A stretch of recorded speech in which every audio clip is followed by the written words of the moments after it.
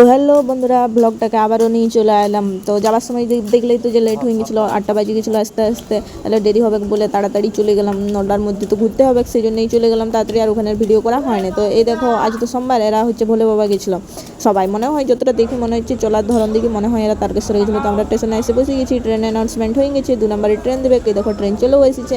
তো দেখো ওদের যে কলসিটা, তার উপরে কি সুন্দর ঠাকুর করে রেখেছে, এইগুলো নিয়ে ওরা গেছিলো সব তারকেশ্বর জল ঢালতে।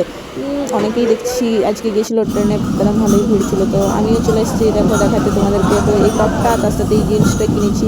জিন্সটার একটু দরকার ছিল, টপটার যদিও দরকার ছিল না, কিন্তু জিন্সগুলোর একটু দরকার ছিল। 2টা জিন্স কিনেছি আর একটা টপ কিনেছি। তো এই আর একটা জিন্স।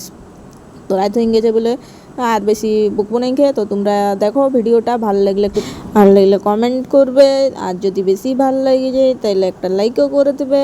তো কে কে জল ঢালতে গেছিলে সেটাও জানাবে আমাকে। তো গুড নাইট, শুভরাত্রি, টাটা।